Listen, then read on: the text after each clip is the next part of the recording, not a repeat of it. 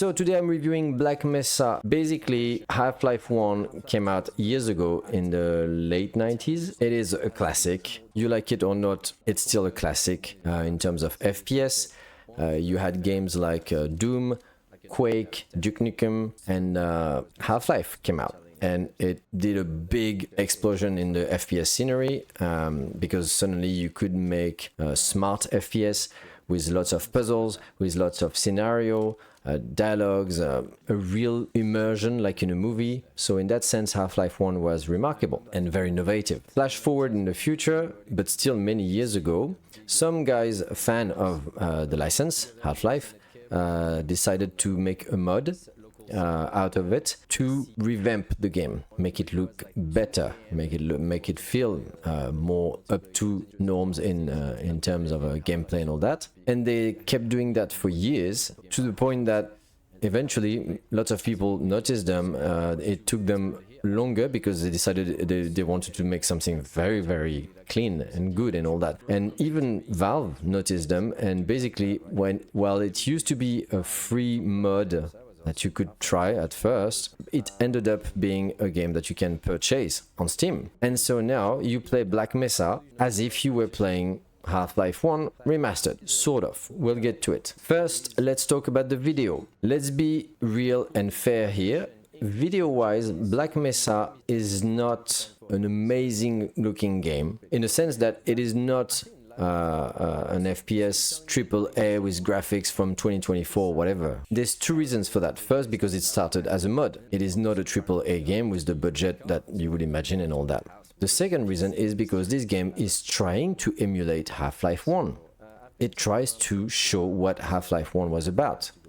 And so it's trying to be very faithful to the original graphics, the original vibe of the textures and the models and all that. Still, it looks really fine.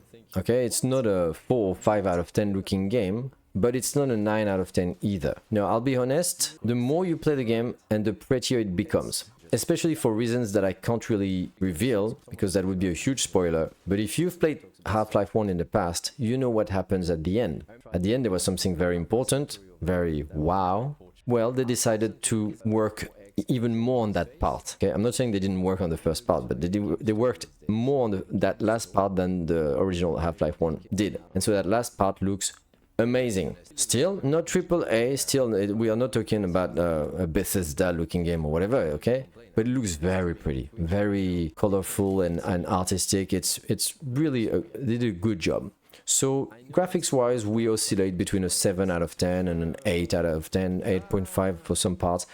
It's really cool, really pretty looking, but it is not a 2024 looking game. It looks a bit old school, for sure. Audio-wise, I'm a bit conflicted because basically they decided in this game, in Black Mesa, to add audio cues a bit everywhere. In a game like Half-Life 2, you had some kind of audio cues for important moments, and I think they wanted to keep that idea. Sadly, I think it's a bit of a mixed bag in terms of quality, because some moments, especially towards the end, are really well done. The music really fits and all, and lots of other moments it feels a bit repetitive, a bit 90s, but not in a good way, like a bit junky.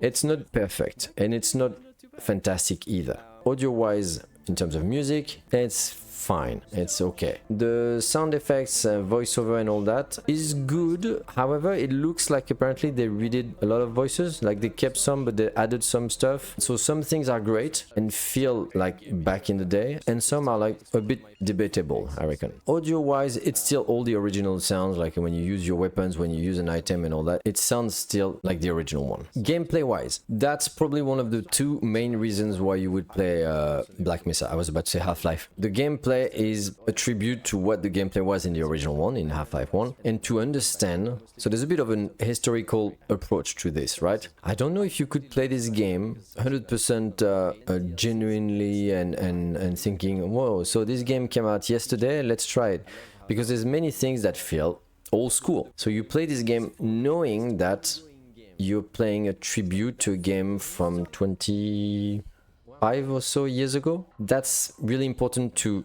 remember when you play this game. The FPS part is classic, like very traditional. The puzzles are cool, but they are still very old school in their setting, in their making. Gameplay wise, it feels classic, traditional, old school, but still very decent, so that would be like a 7 out of 10. However, the level design is really remarkable. I think Half-Life 1 did not age at all, because it's still impressive when you play this to understand that a game like that came out more than 25 years ago. That's remarkable. Level design is really impressive. Puzzles can be very innovative for the time. In terms of difficulty, I would say if you play the game in normal like me, it will be a breeze. No challenge whatsoever, unless you're really not good at FPS. But I would say anybody who's casual should play normal. Don't go on easy, there's no point. Just play normal. And as soon as you feel the challenge is absent from your playthrough, maybe put it on hard if you're looking for that. Because the base difficulty is really not there. Content. The second reason why you should play this game. The story of Half-Life 1. Sorry, Black Mesa. The dialogues, the world, the immersion, the overall idea of this game was amazing, and I reckon is still amazing today. Though there's a bit, now that we are in 2024, there's a bit of a retro vibe. It feels 90s, that's for sure. But it still works tremendously well. Would a kid who's 14 enjoy a game like that? I don't know. It's very hard for me to tell, but I think so. I still think that the content of this game is engaging and grabbing. There's a big story going on. There's never a lack of action. The thing with Half-Life 1 and Half-Life 2 is that these games kept pushing you. A lot of games, even in the 90s, they pushed you with action, you know, explosion, action, kill, boom, bang, boom, boom, and it was a bit brainless, which is fine for some games. I mean, the thing with Half-Life 1 and Half-Life 2 and Black Mesa, it keeps you on your toes for more than just pure action, but also for the feel, the vibe, the story, the level design. Everything is here to make you think, what is going on? I need to go on. I want to understand. Will I understand? There's many like questioning like that in your mind, and that's the great part with Half-Life. It's that it made an FPS that is not brainless, throws you into this world which looks realistic but isn't, which makes sense and which works by itself, independently of you, and you are thrown into it as Gordon Freeman, an amazingly charismatic hero without dialogues. That's also one of the big things back in the day. Give yourself a very classic character, classic hero, but with no dialogues. Everything is happening around you. People talk and they talk to you, but you have no comeback to that. You just go through it. And for the immersion, I think that's one of the great feature of Half-Life. Throw you into a world where you feel like you are Gordon Freeman and you cannot stop. You need to go on. That's probably the biggest part for me, even more than the gameplay. It's the content of Half-Life, of that franchise, and of that remaster, remake game here. Content-wise, you love it or you don't, you know what I mean? Some people might actually play it and feel nothing, then just means that it's not for you. But if you start playing and you're like, what is happening? You just need to play the intro, for instance. The introduction in Half-Life 1 was remarkable back in the day, and it still works today, because there's something almost like on rails, haha, pun intended, and you cannot help but feeling pulled by this. That's what is strong with Half-Life and Black Mesa. I reckon the length of Half-Life 1 was normal, what you would expect from a FPS back in the day. The length of Black Mesa is surprisingly remarkable. I'm not going to spoil again. Okay, semi-spoiler here. Stop if you don't want a spoiler. I'm going to give a vague spoiler. Half-Life 1 had that size, and the end was very short. What they did for Black Mesa is that they decided that the end should be expanded. And so Black Mesa is like Half-Life 1.5, in the sense that the last part has been tremendously expanded. It almost feels as if it was the size of the first part. And so the game gets a length that is, I don't know, double, tripled. I can't quantify that. But don't expect to finish it in 10 hours, like, 10 or 12 hours like back in the day. this should take you 20 hours minimum, especially if you explore and you want to look at the secrets, find the secrets and all that. So length, remarkable. That's an FPS. You do it once and that's fine. If you're like me, you could spend more time to do stuff in it and explore. There's even some mods in the community. So if you love the game and you're into mods, you should look into it, because many people redid Blue Shift, Opposing Force, and all these mods that came out back in the 90s for Half-Life 1.